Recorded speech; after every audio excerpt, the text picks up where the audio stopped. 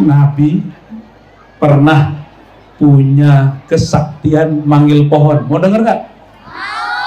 Ah, ini saya ceritakan sering di mana-mana. Coba perhatiin. Ini akan terjadi lagi nanti di akhir masa. Ada nanti terjadi lagi.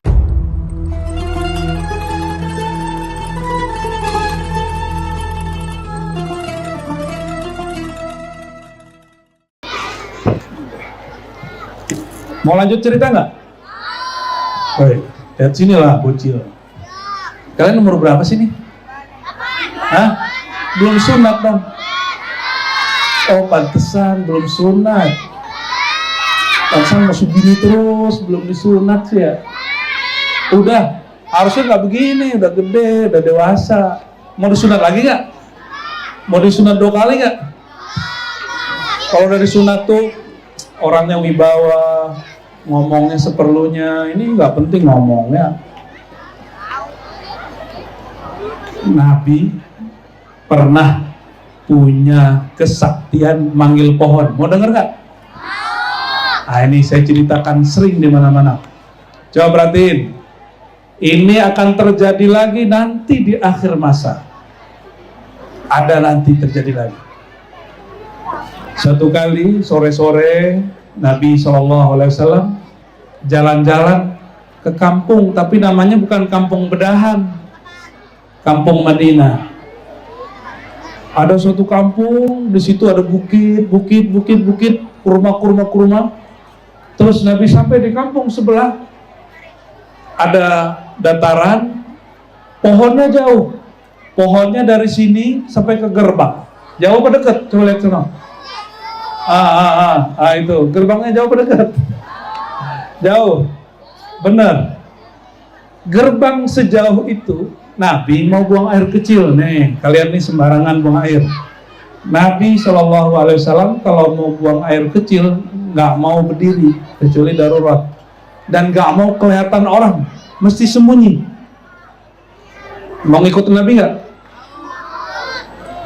Maka Nabi ngomong kepada sahabatnya, namanya Jabir. Siapa namanya? Jabir. Ada yang namanya Jabir nggak? Orang Indonesia nggak suka nama Jabir ya? Jabir. Siapa namanya? Bir. Dipanggil tuh. Bukan bir peletok ya. Jabir. Itu ada pohon kurma. Kamu panggil dia ke sini. Buat apa? Buat nutupin aku buang air kecil. Kalau kalian disuruh gitu mikir nggak? Gimana cara nyuruh pohon? Gitu ya? Bener? Kan pohon nggak bisa jalan. Tapi kira-kira kalau Jabir disuruh Nabi mikir nggak? Enggak. Jabir itu patuh. Kalau Nabi ngomong nggak usah mikir, langsung dia berangkat. Ini patuhnya kepada gurunya, yaitu Rasulullah SAW. Berangkatlah Jabir, dia kejar tempat itu dan dia ngomong ke pohon, pohon. Ini pohon semua nih. Pohon kurma. Dipanggil tuh pohon. Tuh 2, 3, 4, 5, 6 dipanggil semua. No, Rasulullah manggil kalian. Nggak kelihatan ya? Wah, pakai hati dong. Itu pohon mendengar engkau dipanggil Rasulullah, maka pohonnya langsung seperti orang naik ke atas dan uratnya jadi kaki dan dia jalan. Percaya nggak? Nggak percaya? Wah, kalian kurang yakin sama Rasulullah. Itu pohon langsung jalan ke depan Nabi, lalu masuk lagi ke tanah dan nutupin beliau. Jadi hadis itu kalau kalian dapat, hadis itu artinya berita. Berita itu sama dengan sekarang. Yang buat berita siapa? Dulu yang buat berita babi ngepet siapa? Maka orangnya ditanya, kamu bener nggak? Kamu jujur nggak? Sama kalau berita ini nyampe, ditanya, berita ini benar atau tidak? Kalau benar disebut hadisnya sahih. Dan hadis ini sahih. Itu pohon datang nutupin Nabi Muhammad sallallahu alaihi wasallam. Nah, setelah itu apa yang terjadi? Nabi selesai, Nabi panggil lagi Jabir, "Hei Jabir, suruh itu pohon pulang." Pulang lagi, Pak. Apa maksud cerita ini? Nabi sallallahu alaihi wasallam tidak hanya berbicara dengan bahasa manusia, tapi beliau berbicara dengan semua bahasa. Nah, ini kisah terakhir. Mau dengar kisah terakhir? Masih cerita pohon. Saya nggak jadi jelasin hadis tibil kulubnya, karena hadisnya panjang. Ada orang Arab Badui ketemu Rasulullah di tengah jalan. Bukan orang Badui bedahan ya. Orang bedahan bukan Badui, orang kota Depok. Orang-orang Arab Badui ini, mereka percaya Nabi itu mesti bersyarat. Percaya Nabi mesti bersyarat. Bersolawat mesti bersyarat. Nah, ini sama. Ini Arab Badui, ketika ketemu Rasulullah SAW, Nabi tanya, "Hei Badui, kamu mau kemana?" Nah, kalian kalau tanya gitu jawabnya mana? Hah? Kata si Badui, "Saya mau ke tempat saudaraku." Lalu Nabi tanya begini, "Wahai Arab Badui, maukah engkau aku tunjukkan sesuatu yang bagus, memberikan kamu sesuatu yang bagus?" Lalu Arab Badui mengatakan, "Tentu." Lalu Nabi SAW mengatakan, "Yang bagus itu adalah engkau percaya kepada Allah dan percaya aku adalah Rasul Allah." Arab Badui gak langsung percaya kayak kalian ini, ya, gak langsung percaya kayak bocil-bocil ini. Apa kata si Badui? "Emang buktinya kamu Rasul apa?" Karena Arab Badui itu nggak pakai kolbu langsung, dia pakai mikir dulu. Maka Nabi kasih dia mainan seperti kalian bocil-bocil ini. Apa kata Nabi? "Itu kamu lihat ada pohon. Nah, ini anggap ada pohon. Si pohon itu ada namanya. Cuma di zaman Rasul namanya pohon Salma." Apa nama pohonnya? Jadi pohon ada namanya. Emang itu nggak ada apa namanya? Itu pohon ada namanya nggak? Ada. Itu pohon apa namanya? Nah, itu kan nggak tahu. Kalah sama Nabi Adam. Nabi Adam tahu nama semua pohon. Ya, pohon rambutan, pohon beringin. Ya, aduh, bocil-bocil kita nggak ngerti nama pohon, Pak. Ya. Yang tahu nama Gim ya? Iya, Gim apa? Gim apa lah itu ya? Itu Nabi SAW nanya, dulu karena orang dulu mainannya yang begitu-gitu, keramat-keramat, kesaktian, maka yang dikasih kesaktian. Kalau anak-anak sekarang nggak perlu begitu ya, cukup dikasih game sama duit. Top up tuh. Anak-anak sekarang cukup dikasih top.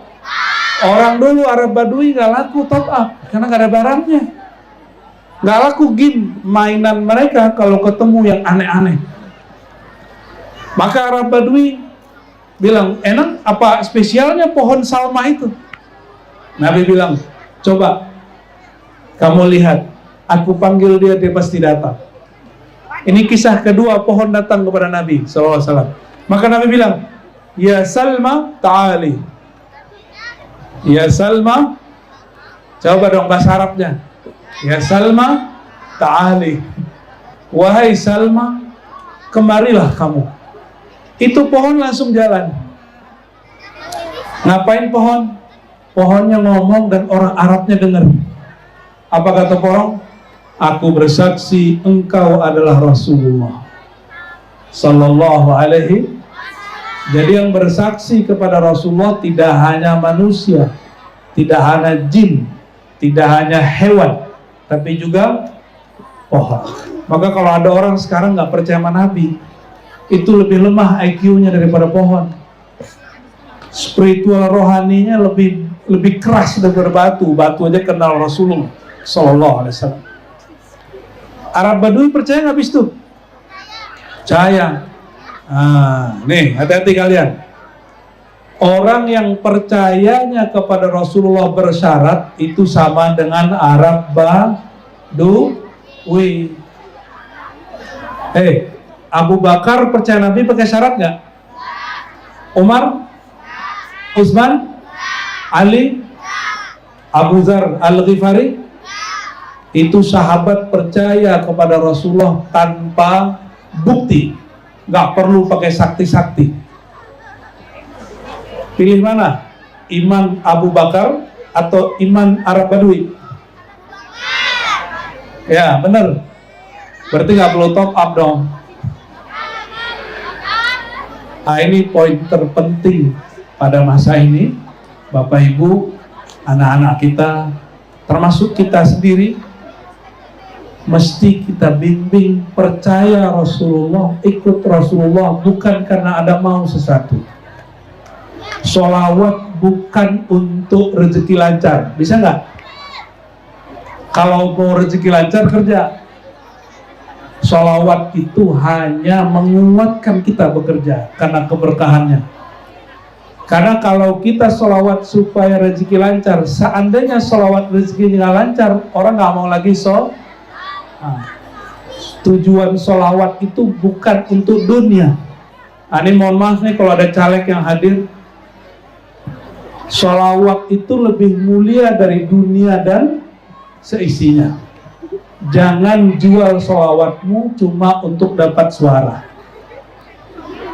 Jangan jual sholawat cuma untuk urusan dagang. Karena sholawat itu lebih mulia dari dunia dan.